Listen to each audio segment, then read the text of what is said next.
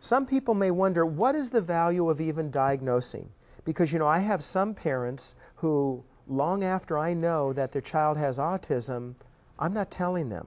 Now, I'm not saying, for years, but, when I initially am very clear that a child is along the autistic spectrum, before I begin to disseminate that information, it's my job as a clinical psychologist to ascertain whether people are ready and able to integrate the information I want to share with them.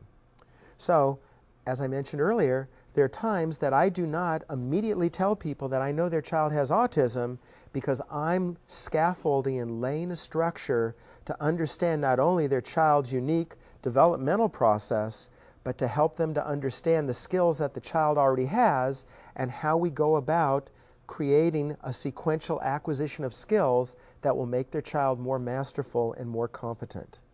So, it's very, very important how people hear the information, right? So for me, that's the starting basis of trying to help parents begin a long journey of addressing their child's developmental needs. Okay? So, some parents, and it varies from culture to culture, not only deal with their own personal emotional impact, but they're concerned about what other people will think. Some people have a sense of shame upon hearing that diagnosis. There are particular cultures, particularly if it's a male child, and autism is prevalent at about a 4-to-1 ratio, male to female. Some cultures feel very upset with the prospect of having a first male child who has a developmental disability. And so one of the first concerns that I begin to raise with parents is what the label means and whom they wish to share this information with. Some people are more open and seek others for support at a time like this. Other people wish to keep it to themselves, including not telling their own parents. But helping people understand, that they get to determine whom they share this information with is a starting point. And I begin to talk about autism, as a developmental process and try to not only demystify it, but take it away from the realm of a sense of being stigma. Okay? Each parent responds in his or her own way. Each person determines who they're going to tell or not tell. But one of my responsibilities as a therapist is to immediately begin to help people to create a support network for themselves. And very often, as I'll discuss a little later, it involves bringing the extended family, because it takes a community to help a child with autism, because it's not just a short-term process, it's a commitment that endures over the course of a lifetime. Another thing that I have to take into consideration as I begin to speak to parents initially about having a child along the autistic spectrum is my recognition that a family is a system where all members are linked together and all people's emotional life is interconnected. So, one of the things that occurs is that when you learn that you have a child with special needs, not only does it impact and raise concerns for the future of the child, but it throws off the natural equilibrium that a family system creates in their day-to-day life. It's a destabilizing impact, and there have been times where I've been told for parents that not only is it a great sense of shame, but it would have been easier to learn that their child had terminal cancer. Once again, most people who have, are learning that diagnosis for the first time do not feel that way, but it really is a very, very powerful piece of information. And for some people, as I said, it puts them into a state of shock and they're traumatized by this knowledge. So there's a limited window in which to begin to educate people and to support them emotionally, because the diagnostic label is really just the starting point. And if you don't get people ready to then move to the next step quickly, it makes it very difficult to use the knowledge that I'm sharing about a child and to activate people to begin to access resources within the community. So besides looking at the impact of the parents, the next thing that I need to do, where there are more than one child in a family, is I have to look at the impact it has on a child's siblings. Now, one of the things that we're seeing more and more is many families have more than one autistic child in the household. Very often, there is one, but over the years, we're seeing families with multiple children along the autistic spectrum. So sometimes, this information is being shared with people whose emotional and financial resources are already overtaxed, and hooking them up, immediately into a support network for their new child is vital.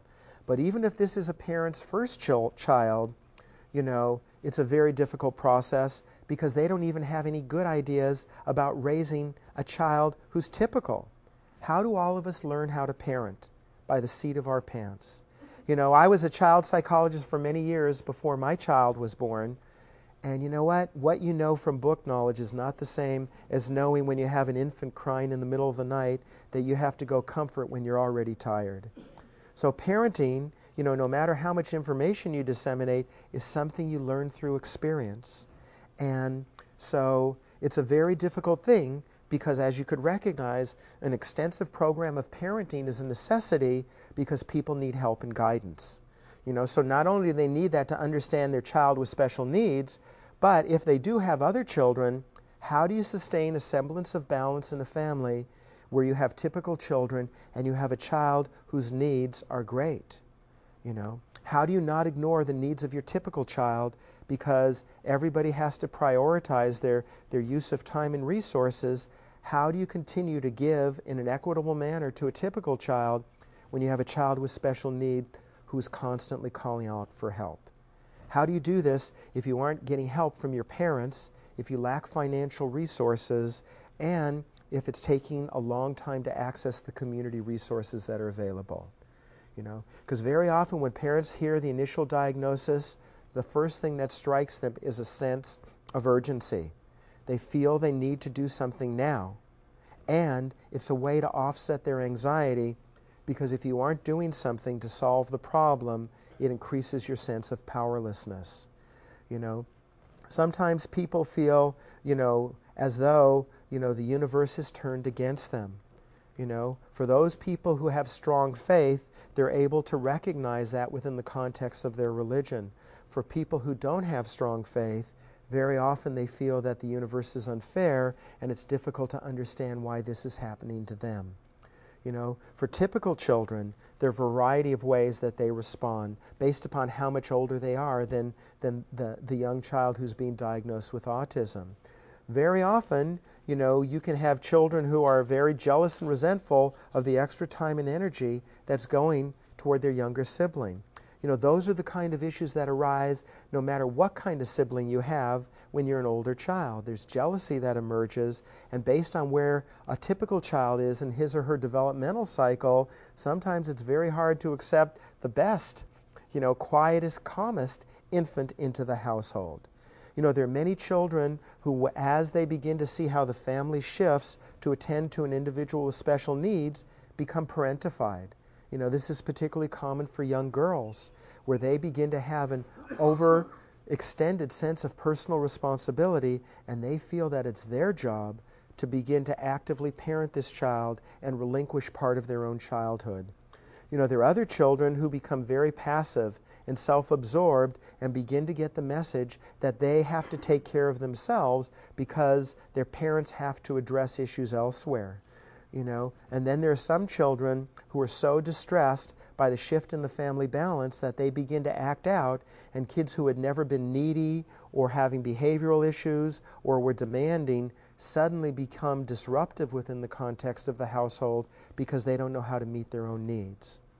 So, when I begin this process of diagnosis and laying forth a program of intervention, I'm looking at the parents, I'm looking at the strengths and weaknesses and their own individual dispositions that they bring to the parenting process of one special child or more. I'm looking at the children who are already existent in the household, or even the children who are born after an autistic child has come into the world. And I'm looking, how do you create a family balance so that everybody is getting their needs met?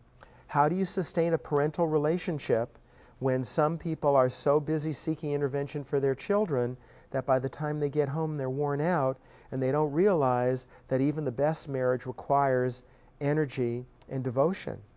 How do you get parents to realize that the best way to raise an autistic child is to have a healthy, happy family where the parents continue to grow their relationship, where typical or atypical siblings are getting their needs met, and everybody begins to work together for collective goals, some of which are associated with having an autistic child in the household, and some are just the regular issues that everybody has in the context of their family, whether or not they have a special child.